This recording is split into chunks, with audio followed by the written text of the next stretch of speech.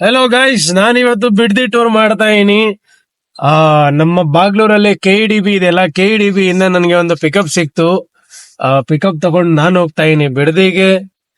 So ನಿಮ್ಗೆಲ್ಲ ಬಿಡದಿಯ ಒಂದು ಬ್ಯೂಟಿಯನ್ನ ನಾನು ನಿಮ್ಗೆ ತೋರಿಸ್ತೀನಿ ಅಂತ ಹೇಳ್ತಾ ಈ ನನ್ನ ಟ್ರಿಪ್ ಅನ್ನು ಸ್ಟಾರ್ಟ್ ಮಾಡ್ತಾ ಇದೀನಿ.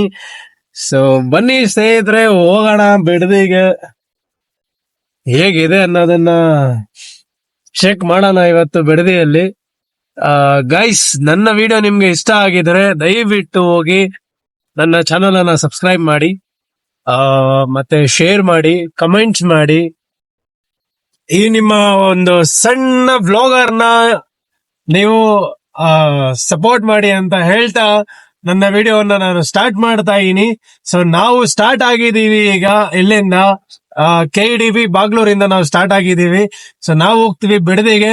ನನ್ಗೆ ಆಲ್ಮೋಸ್ಟ್ 2.5 hours ಬೇಕಾಗತ್ತೆ ಬಿಡದಿ ರೀಚ್ ಆಗೋದಕ್ಕೋಸ್ಕರ. ಸೊ ನೋಡೋಣ, ಹೋಗ್ತಾ ದಾರಿಯಲ್ಲಿ ಏನೇನ್ ಇರುತ್ತೆ, ಏನೇನ್ ಆಗುತ್ತೆ ಅನ್ನೋದನ್ನ ನಾನು ನಿಮ್ಗೆ ತೋರಿಸ್ತೀನಿ. ಸೊ ಅಲ್ಲಿವರೆಗೂ ಬನ್ನಿ ನನ್ ಜೊತೆ ಈ ವಿಡಿಯೋದಲ್ಲಿ ಇರಿ ಅಂತ ಹೇಳ್ತಾ ನಾನು ವಿಡಿಯೋನ ನಾನು ಸ್ಟಾರ್ಟ್ ಮಾಡ್ತಾ ಇದೀನಿ. ಓಕೆ ಸ್ನೇಹಿತರೆ, ಬನ್ನಿ ಹೋಗ್ತಾ ಇರೋಣ. ಅಲ್ಲ ಗುರು, ಇವಾಗ ನಮ್ಮಪ್ಪ ಫೋನ್ ಮಾಡಿದ್ರು. ಫೋನ್ ಮಾಡ್ಬಿಟ್ಟು ಏನ್ ಹೇಳ್ತಿದಾರೆ, ಬಿಡದಿಗೆ ಬಾಡಿಗೆ ಹೋಗ್ಬೇಕು ಅಂತ. ನಾನು ಬಿಡದಿಗೆ ಹೋಗ್ತಾ ಇದೀನಿ. ಈ ಸಿಚುವೇಶನ್ ಹೆಂಗಿರುತ್ತೆ ನಮ್ಮ ಟ್ರಾನ್ಸ್ಪೋರ್ಟರ್ಗಳ್ ಅಂತಂದ್ರೆ, ನಮ್ ಡ್ರೈವರ್ಗಳ ಸಿಚುವೇಶನ್ ಒಂದೊಂದ್ಸತಿ ಗಾಡಿಗಳು ನಿಂತ್ಕೊಂಡ್ಬಿಟ್ರೆ ಮನೆ ಹತ್ರನೇ ಇದ್ ಬಿಡುತ್ತೆ, ಎಲ್ಲೂ ಓಡಾಡಲ್ಲ ಗಾಡಿಗಳು. ಒಂದೊಂದ್ಸತಿ ಈ ತರ ಸಿಚುವೇಶನ್ ಬಂದ್ಬಿಡುತ್ತೆ. ಅಮ್ಮ ಬಾಡಿಗೆಗಳ ಮೇಲೆ ಬಾಡಿಗೆಗಳು ಏನ್ ಮಾಡೋಣ ಸ್ನೇಹಿತರೆ ನಾವು. ಈ ಜೀವನ ಎಲ್ಲ ಹಿಂಗೆ ಆಗೋಗ್ಬಿಟ್ಟಿದೆ ನಮ್ದು. ಡ್ರೈವರ್ಗಳ ಸಮಸ್ಯೆನೇ ಬೇರೆ. ಅದಕ್ಕೆ ನಾವು ಯೋಚನೆ ಮಾಡ್ತಾ ಇದ್ದೀನಿ ಬಾಸ್, ಏನ್ ಮಾಡ್ಬೇಕು ಅಂತ. ಇನ್ನೊಂದ್ ಗಾಡಿ ಹಾಕ್ಬೇಕು ಅನ್ಕೊಂಡಿದೀನಿ. ಬಟ್ ಅದೇ ಗಾಡಿ ಹಾಕದ್ಮೇಲೆ ನಡೆಯುತ್ತಾ ಇಲ್ಲೋ ಅನ್ನೋದನ್ನು ಒಂದು ಡೌಟ್ ಅಲ್ವಾ. ನಿಮ್ಗೆ ಗೊತ್ತಲ್ಲ ಸಿಚುವೇಶನ್ ಹೇಗಿದೆ ಮಾರ್ಕೆಟ್ ಅಂತ. ಅದಕ್ಕೆ ಯೋಚನೆ ಮಾಡ್ತಾ ಇದ್ದೀನಿ ಬಾಸ್. ಏನ್ ಮಾಡೋದು ಗೊತ್ತಾಗ್ತಿಲ್ಲ. ನೋಡೋಣ, ಲೈಫ್ ಹೇಗೆ ಕರ್ಕೊಂಡು ಹೋಗುತ್ತೆ ಹಾಗಾಗಿ ಹೋಗ್ತಾ ಇರೋಣ ಬಾಸ್. ಲೈಫ್ ಒಂದು ದಾರಿ ಗುರು, ಅದೊಂದು ಡೆಸ್ಟಿನೇಷನ್. ನಾವು ಬಂದ್ಬಿಟ್ಟು ಹೋಗ್ತಾ ಇರ್ಬೇಕು ದಾರಿಯಲ್ಲಿ. ಏನಂತೀರಾ? ಅಷ್ಟೇ ಅಲ್ವಾ? ಅಷ್ಟೇ ಗಾಯ್ಸ್. ಅಲ್ಲ ಗುರು, ನನ್ ಫ್ರೆಂಡ್ಗೆ ಫೋನ್ ಮಾಡಿದೆ, ಎಲ್ಲಿದಾನೋ ಏನ್ ಮಾಡ್ತಿದಾನೆ ಕೇಳೋಣ ಅಂತ. ಏನ್ ಮಾಡ್ದೆ ಗೊತ್ತಾ? ಎಲ್ಲಿದೆ ಮಗ, ನೀನ್ ಇಲ್ಲಿ ಬಂದ್ಬಿಡು, ಯಲಹಂಕ ಹತ್ರ ಇರ್ತೀನಿ ನಾನು ನಿನ್ಗೆ ಸಿಗ್ಬೇಕು ಅಂತ ಹೇಳ್ಬಿಟ್ಟು ಹೇಳದ್ನಲ್ಲಪ್ಪ.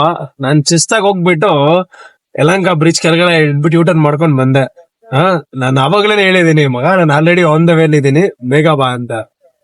ಬಂದೇ ಇಲ್ಲ ಗುರು. ಇನ್ನ ನಾನ್ ಮತ್ತೆ ಫೋನ್ ಮಾಡಿದ ತಕ್ಷಣ ಏನ್ ಹೇಳ್ತಿದ್ದಾನೆ, ಮಗ ನಾನ್ ಮನೆ ಬಿಡ್ತಾ ಇದೀನಿ. ಇದು ನಾನ್ ಮಾಡ್ತಿದ್ದೇನು, ಗುರುಗೆ ಗುಲ್ಕನ್ ಕೊಡ್ತಿದ್ದಾನೆ ಅವನು. ಇದು ಸರಿನಾ ಹೇಳು? ಬರ್ತಾನೆ, ನನ್ ಫ್ರೆಂಡ್ ಬರ್ತಾನೆ, ತೋರಿಸ್ತಿದ್ದಾನೆ ಯಾರು ಅಂತ ಹೇಳ್ಬೇಕು. ಜಸ್ಟ್ 2 minutes ಬಂದಿದ ತಕ್ಷಣ ನಮ್ಗೆ 2 ಆಮೇಲೆ ನಾನು ನಿಮ್ಗೆಲ್ಲ ತೋರಿಸ್ತೀನಿ ಯಾರು ನನ್ ಫ್ರೆಂಡ್ ಅಂತ ಹೇಳ್ಬಿಟ್ಟು. ಓಕೆ ನೋಡಿ ಗುರು, ಇವನೇ ನನ್ನ ದೋಸ್ತು. ಫುಲ್ ಬಿಸಿ ಇದ್ದಾನೆ ಕಾಲಲ್ಲಿ. ಇವನ್ಗೆ ನಾನು ಫೋನ್ ಮಾಡಿ ಹೇಳಿದ್ರೆ ಬಾರಪ್ಪ ಬೇಗ ಗುರು ಅಂತಂದ್ರೆ ಎಷ್ಟೊತ್ತಿಗೆ ಬಂದಿದ್ದಾನೆ ನೋಡಿ ಗುರು. ಹಿಂಗಿರುತ್ತೆ ಕಷ್ಟಗಳು. ಏನ್ ಮಾಡೋಣ, ನಾವು ಟೈಮ್ ಪಿಕಪ್ ಮಾಡ್ಬೇಕು ಅಂತದ್ರಲ್ಲಿ ಇವರೆಲ್ಲ ಲೇಟ್ ಮಾಡಿದ್ರೆ ಎಲ್ಲಿಗೆ ಹೋಗೋಣ ಗುರು ನಾವು? ಹೇಳು. ಸೊ ಅದಕ್ಕೆ ನಾನು ಫೈನಲಿ ಸಿಕ್ಕಿದ್ದೀನಿ ಇವಾಗ. ಹೀಗೆ ಹುಡ್ಕೊಂಡು ಶಿಸ್ತಾಗಿ ಮಸ್ತೆ ನಾನು ಇಲ್ಲಿಂದ ಬಿಡ್ಬೇಕು ಗಾಡಿನ. ನನ್ ಗಾಡಿ ಬೀರೋ. ಎಸ್, ಇವನೇ ಪರಮಾತ್ಮ ಕಳ್ಳ, ನಮ್ಮ ದೋಸ್ತು. 10 ನಿಮಿಷದಿಂದ ಹೇಳಿದ್ರೆ ಇವಾಗ ಬಂದಿದ್ದಾನೆ ನನ್ಗೆ ಮೀಟ್ ಮಾಡಕ್ಕೆ. ಗೈಸ್, ಫೈನಲಿ ಟೀ ಕುಡಿದಾಯ್ತು. ಇವಾಗ ನಾನು ಹೊರಡ್ತಾ ಇದ್ದೇನೆ. ಈ ಏರಿಯಾ ಗೊತ್ತಿರ್ಬೇಕಲ್ಲ ಎಲ್ರಿಗೂ. ಗೊತ್ತಿಲ್ಲ ಅಂದ್ರೆ ಹೇಳ್ಬಿಡ್ತೀನಿ. ಇದು ಒಂದು Hebbal, one of the traffic ಇರುವಂತ ಏರಿಯಾ. ಇದು ಸಿಕ್ಕಾಪಟ್ಟೆ ಟ್ರಾಫಿಕ್ ಇಲ್ಲಿ ಇರುತ್ತೆ. ಬಟ್ ಇವಾಗ ಗೊತ್ತಿಲ್ಲ ಟ್ರಾಫಿಕ್ ಇಲ್ಲ, ಆದ್ರೂನು ಯಾಕೋ ನಿಲ್ಸ್ಬಿಟ್ಟಿದ್ದಾರೆ ಇಲ್ಲಿ. ನೋಡ್ಬೇಕು ಏನ್ ಸಮಸ್ಯೆ ಅಂತ. ಹಾಗೆಸ್ ಮುಂದೆ ಏನಾದ್ರು ಟ್ರಾಫಿಕ್ ಇರ್ಬೋದು. I think so. ಸೊ ಈ ಏರಿಯಾದಲ್ಲಿ ನಾನು ಹುಟ್ಟಿದಾಗಿಂದಾನು ಹಿಡಿದು ಇವಾಗವರೆಗೂ ಟ್ರಾಫಿಕ್ ಇದ್ದೇ ಇದೆ. ಆದ್ರೂ ಜಾಗಗಳೆಲ್ಲ ಸ್ವಲ್ಪ ದೊಡ್ಡದಾಗಿ ಮಾಡಿದ್ದಾರೆ. ಬಟ್ ಆದ್ರೂ ಟ್ರಾಫಿಕ್ ಇರುತ್ತೆ ಬಾಸ್ ಈ ಏರಿಯಾ. ಅದು ಏನ್ ಮಾಡ್ಬೇಕಂತ ಗೊತ್ತಿಲ್ಲ.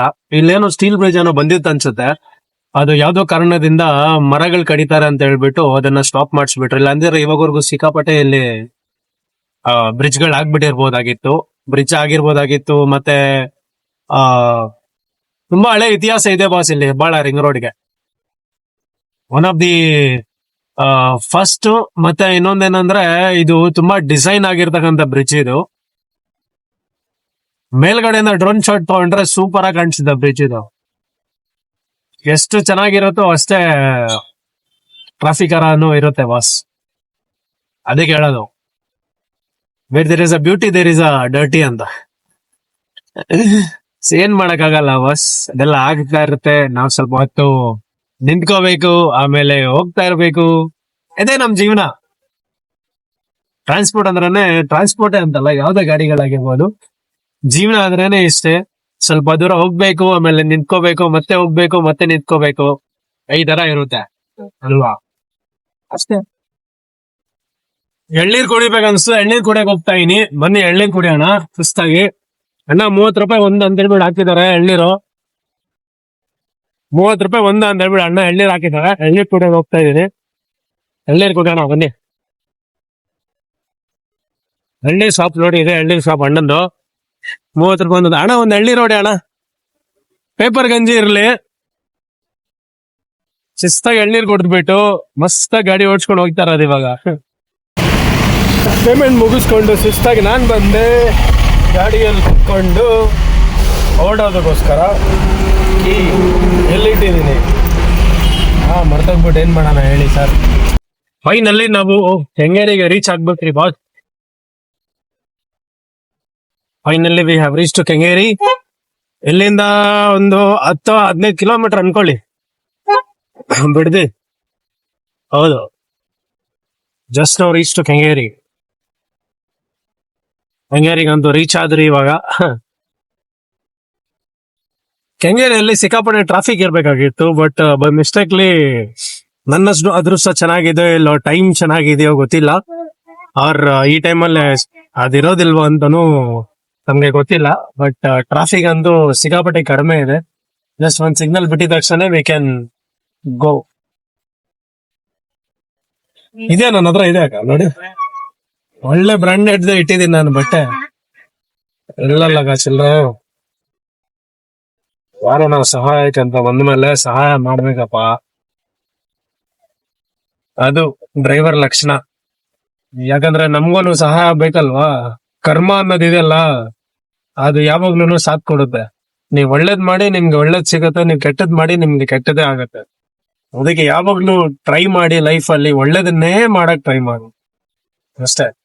ಏನಂತೀರ ಗೈಸ್? ಫೈನಲಿ ನಾವು ರೀಚ್ ಆಗ್ಬಿಟ್ರಿ ನಮ್ ಲೊಕೇಶನ್ಗೆ. ಇದೇ ಲೊಕೇಶನ್. ಅಲ್ಲಿ ನೋಡಾಗ್ತಿದೆ ಮಾಲ್ಲು.